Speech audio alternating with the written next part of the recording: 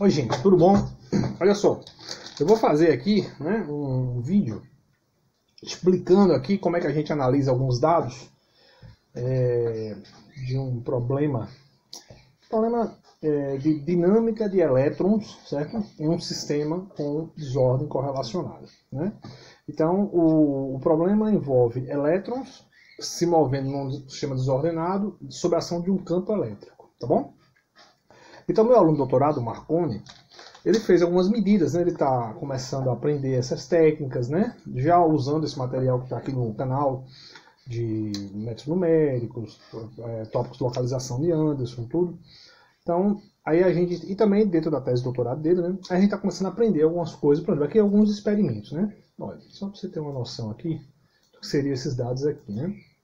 Deixa eu ler vários dados para vocês aqui, né? E também ele também está acompanhando esse material, esse vídeo aqui para poder entender. Então eu estou lendo aqui para vocês, né? 3 experimentos, né? Então no eixo Y eu tenho a posição do elétron, né? Esse é o problema de 2 elétrons, então isso aqui é a posição de um dos elétrons, e no eixo X eu tenho o tempo, tá bom? Então deixa eu botar aqui no, né? Só lembrando, né? Eu cliquei aqui embaixo, né? Para quem não usa o Grace, né? Cliquei aqui, apareceu o eixo X, eu boto aqui 1000, né? Que estava até 2000, aí pô, abriu mais para a gente dar uma olhadinha, né? Então se você der um zoom aqui e abrir isso aqui, você vai ver um comportamento onde a posição do elétron fica oscilando, né? Tá vendo aí? Dá para você meio que no olhômetro perceber, né, que essas oscilações têm um período mais ou menos regular. Aí você pode me perguntar o que são, por que existe uma curva preta, vermelha e verde? É que cada experimento desse foi feito num tipo de sistema, né? Esse sistema aqui ele tem 1 grau de correlação da desordem, esse aqui tem outro e esse verde tem outro. Então são 3 sistemas diferentes. Cada um tem um tipo ou um nível de correlação em sua desordem, tá bom? Mas tudo bem, qual é o meu objetivo aqui? O meu objetivo aqui é explicar como é que a gente analisa esses dados, por exemplo, para obter essa frequência, para medir essa frequênciazinha aqui de oscilação. Tá bom? Esse problema está submetido a um campo elétrico em unidades adimensionais de 0,25, tá bom? Então vamos tentar medir esse períodozinho e ver se esse períodozinho de oscilação tem relação com o campo elétrico ou se não tem, né? Então qual é a ideia? A ideia é você pegar essas curvas que são posição média versus tempo e submeter a um tratamento via análise de Fourier, via transformada de Fourier. Não é muito interessante aplicar a transformada de Fourier aqui, certo? Nesse tipo de dado aqui, que observe que na média, né? Como a cadeia tem um tamanho de 4.000, a gente começa eles focado na posição 2.000, na média, esse número aqui acaba se repetindo, esse 2.000 acaba sendo presente aqui. Então eu vou tentar tirar esses números aqui, tirar esse 2.000 daqui. Você vai dizer, por quê? Vai mudar muita coisa? Não vai mudar nada, vai mudar só um pouquinho a forma que o resultado da transformada de Fourier, do ponto de vista da amplitude lá, mas do comportamento espectral vai mudar nada, mas eu vou fazer isso para ficar mais interessante. Então, como é que eu posso fazer isso? Eu posso abrir dado a dado, por exemplo, vou abrir um aqui, vou abrir esse aqui, esse primeiro aqui, tá? Que tem um parâmetro de correlação forte, né? E aí eu vou chegar aqui no data, no transformation, calcular a expressão, marco aqui, digo y igual a y menos 2.000.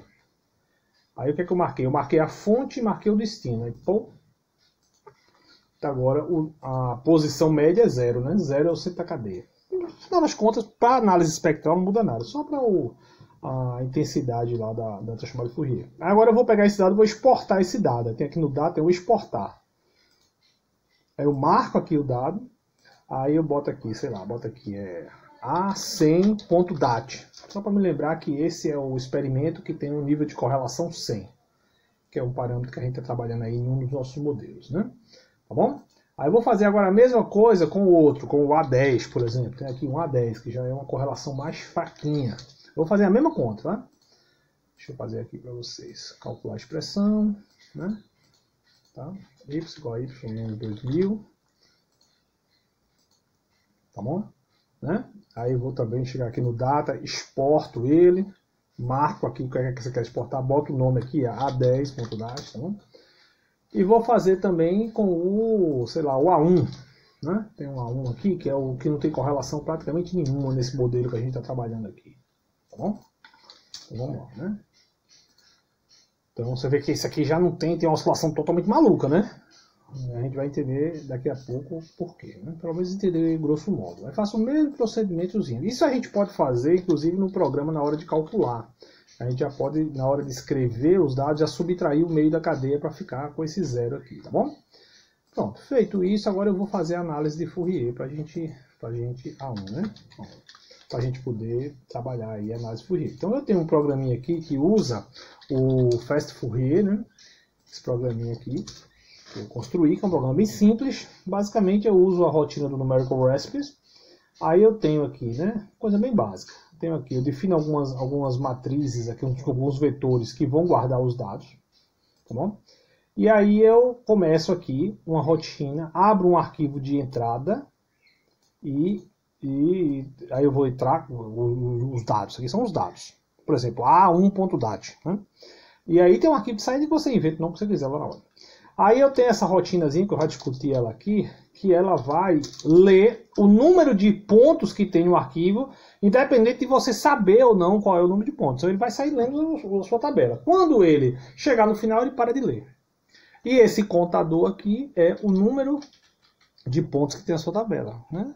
Nesse experimento pode ter 8.000, no outro pode ter 20.000. Então para você não ficar preso a isso. Como a transformada de Fourier, eu não posso usar qualquer número de pontos, eu tenho que usar um número de pontos que seja uma potência de 2, então eu tenho que descobrir qual é a potência de 2 que é próximo desse número. Como é que eu faço isso? Eu calculo, né? Eu calculo qual é a potência de 2 por esse procedimento matemático, tiro o log, divido pela log de 2, né? Matemática básica, e pego a parte inteira. Entendeu? Aí eu acho qual é o número inteiro, né, cuja potência de 2 dele está próxima desse número de pontos. Aí agora, meu amigo, é só chamar aquele real FT, que é quem faz a transformada de Fourier. Que isso aqui é o Numerical Recipes. Então, calculo a transformada de Fourier e escrevo ela aqui. Bom, basicamente isso, tá bom? Pronto, então vamos fazer essa coisa. Então eu vou compilar o programinha, certo? Vou compilar ele aqui, né?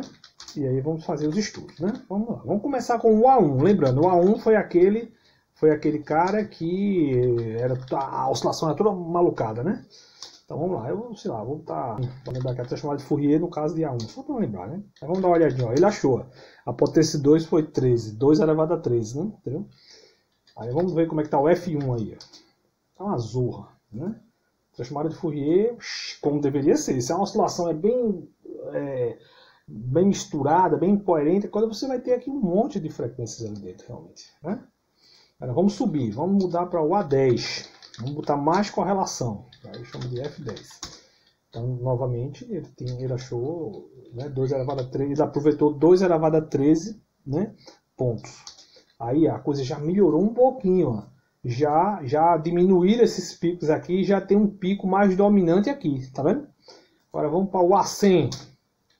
A100.dat, né? Opa, F100, né? Aí quando você olhar o A100, aí você vai ver que aí, ó, aí você tem praticamente uma única frequência em torno de que valor? Em torno de, ó, você coloca aqui o cursor, que não sei se vocês conseguem ver aqui na extrema esquerda aqui da tela, aqui, ó, ele mostra qual é o valor. Então se você colocar aqui, ó, 0.24 escrevado, quase 0.25. O que é 0.25 eu falei no começo do vídeo, é o valor do campo elétrico em unidades adimensionais para este problema.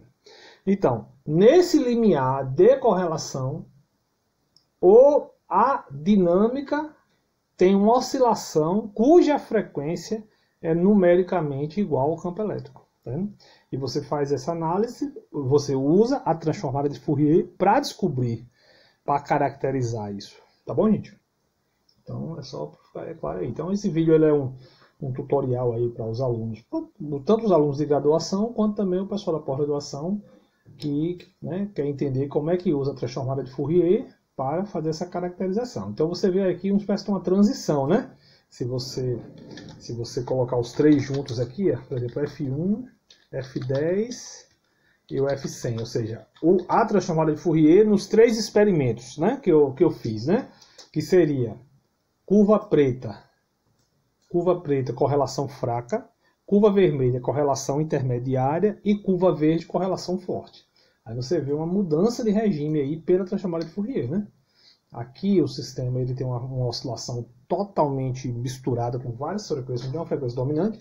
E no caso de correlação forte, que é esse verdinho aqui, você tem uma frequência só dominando a oscilação. Tá bom? Então é isso, gente. Obrigado pela atenção. Um abraço aí para vocês. Tudo de bom, hein?